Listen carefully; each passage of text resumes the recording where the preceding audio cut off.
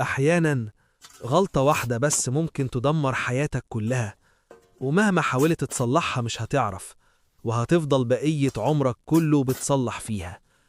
أنا بحب مراتي جداً، بس غلطت غلطة واحدة خلتني أقتل علشان أحافظ عليها.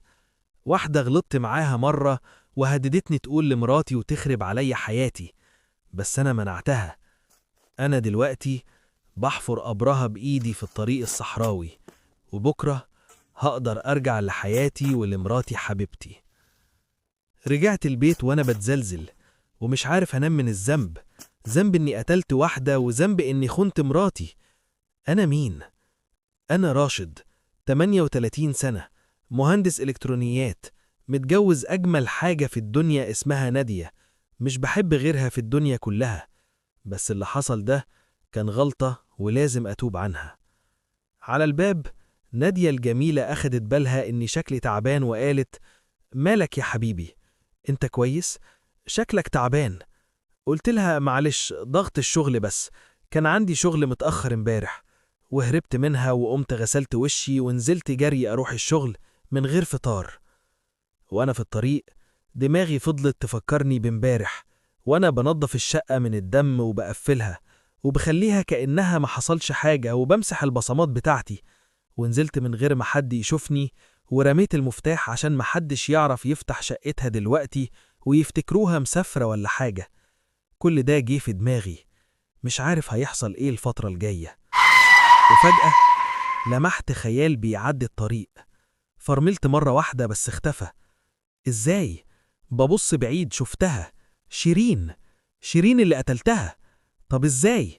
مش هي ماتت وانا دفنتها بإيدي؟ وفجأة اختفت.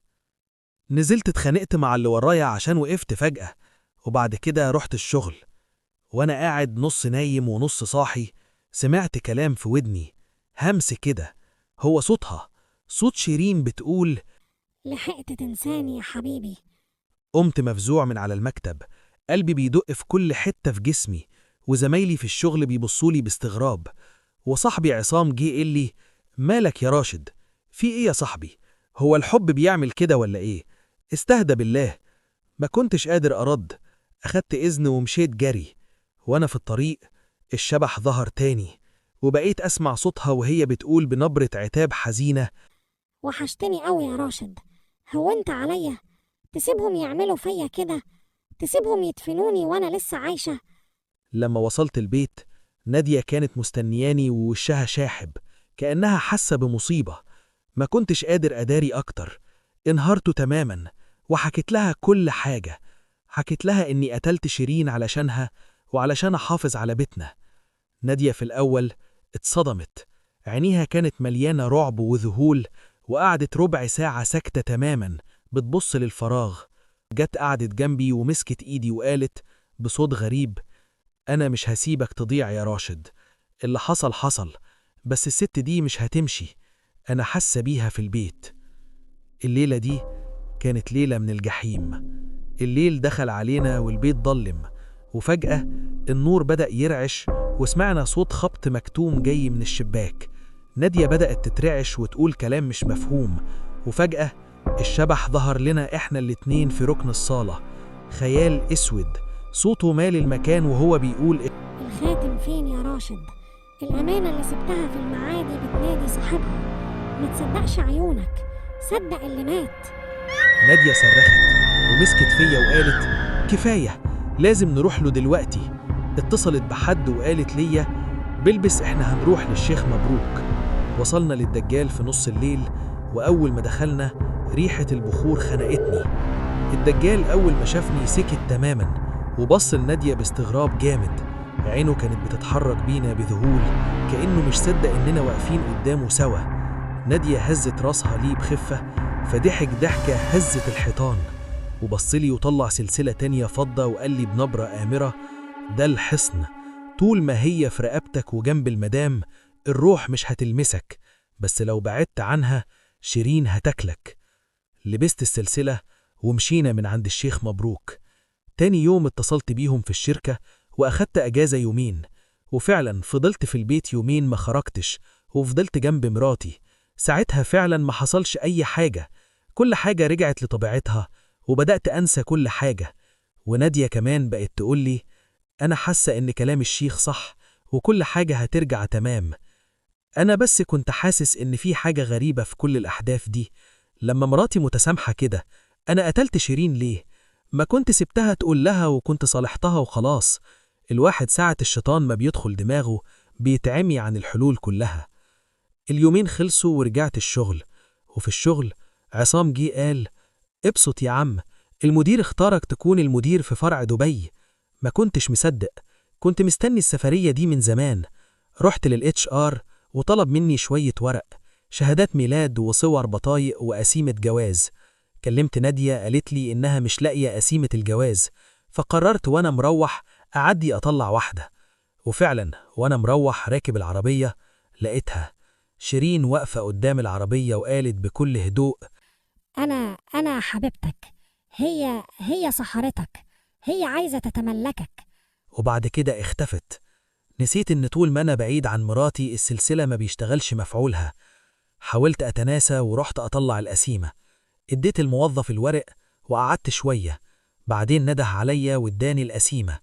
اسم الزوج راشد أسامة محمد، واسم الزوجة شيرين إبراهيم فؤاد. إزاي؟ سرحت وقلت للموظف مين دي؟ مش دي مراتي اسمها نادية. الموظف قال لي لحظة كده يا أستاذ، ما أنت ما قلتليش أنت عايز قسيمة أنهي جوازة، ومعرفش إنك متجوز 2.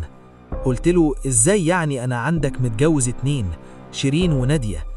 مشيت من عنده وأنا كنت هتجنن. أنا ما اتجوزتهاش، أنا متأكد. لحظة، أنا مش متأكد. أنا مش فاكر حتى أنا قتلتها إزاي. أنا حتى مش فاكر عنها أي حاجة ولا فاكر إني بكرهها. هو إيه بيحصل؟ أنا اتجننت ولا إيه؟ بقيت ماشي في الشارع هتجنن. قررت أكلم صاحبي وأحكيله، بس مش كل حاجة. هحكيله على شبح بس وإنه بيظهر لي. وفجأة التليفون رن، الرقم متسجل باسم أستاذ صبري مدير المطعم ريد فلاور. رديت وقال لي إزيك يا باشمهندس راشد، كنت بكلمك عشان نأكد حجز يوم الاثنين. قلت حجز إيه؟ قال حجز الترابيزة بتاعة شو عيد ميلاد مدام حضرتك، مدام شيرين. فجأة شبح شيرين ظهر قدام وشي وأنا مش قادر أتحرك، وهي قالت بكل هدوء نسيت عيد ميلادي، قدرت تنسى. أنا مش هسيبك تعيش العيشة دي، مش هسيبك، أنا بحبك.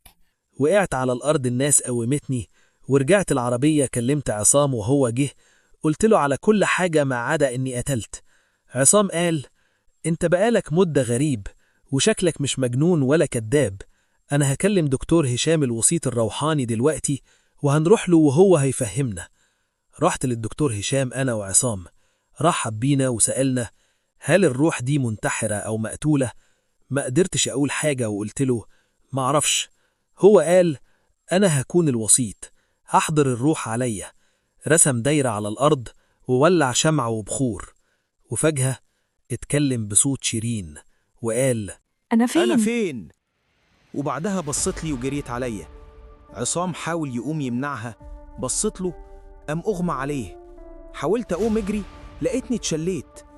قربت مني قوي، لقيتها أخدتني بالحضن وقعدت تعيط بحرقة وهي لسه ضماني، وصوتها طالع مخنوق، وقالت وحشتني قوي قوي يا راشد، أنا هونت عليك تسيبها تعمل فيا كل ده؟ بصيت في عينيها برعب وقلت لها أنا قتلتك يا شيرين، أنا دفنتك بإيدي عشان أحمي بيتي. ضحكت بوجع وقالت أنت ما قتلتش حد يا راشد، نادية هي اللي قتلتني. نادية عرفت من الدجال الأول إننا متجوزين، وجابت منه السلسلة دي عشان تمسح ذاكرتك وذاكرتها وتخلينا ننفصل للأبد. فاكر شقة المعادي؟ دي كانت شقتنا، كنا بنفرشها سوا عشان نتجوز فيها رسمي. سكت لحظة وكملت وهي بتترعش. يومها نادية جات لي الشقة، كانت عارفة كل حاجة، واجهتني وبدأت تصرخ. قالت لي إنك ملكها هي بس ومحدش هياخدك منها. مسكنا في بعض، وفي لحظة غضب نادية خبطت راسي في الرخام ووقعت غرقانة في دمي. أنا مت يا راشد، ونادية واقفة بتتفرج عليا بدم بارد. نادية خافت من الذنب فراحت للدجال الشيخ مبروك وهو اللي شربها السر واداها السلسلة الملعونة. السلسلة دي هي اللي خلتها تتحكم فيك، هي اللي زرعت في دماغك إنك أنت اللي قتلتني، وهي اللي مسحت ذاكرتها هي كمان عشان تبقى بريئة قدامك بجد وتنسى الذنب. هي اللي خلتك تشيل جثتي وتدفنها بإيدك وانت فاكر إن بتغطي على جريمتك، وفي الحقيقة هي جريمتها هي، عشان تكسرك وتخليك تحت رجليها. نادية مسحت حبي من قلبك وزرعت كره، ومسحت حقيقتها وزرعت صورة الملاك المضحية. السلسلة اللي في رقبتك دي يا راشد، دي مش حماية، دي قفلة على عقلك. طول ما انت لابسها وجنبها انت عبد لذاكرتها هي، بتشوف اللي هي عايزاه وتنسى اللي هي مرعوبة تفتكره. حتى جوازنا، حتى حبنا، حتى الليلة اللي قتلتني فيها، كل ده هي اللي رسمته جوه دماغك.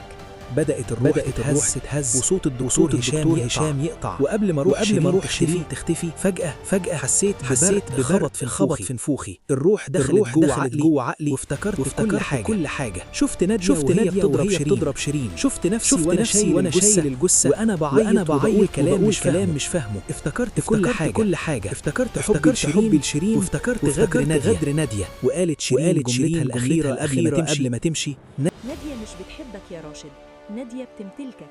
لو عايز ترجع راشد اللي كان بيحبني، اقطع السلسلة وشوف الحقيقة اللي نادية دفنتها معايا تحت الرمل.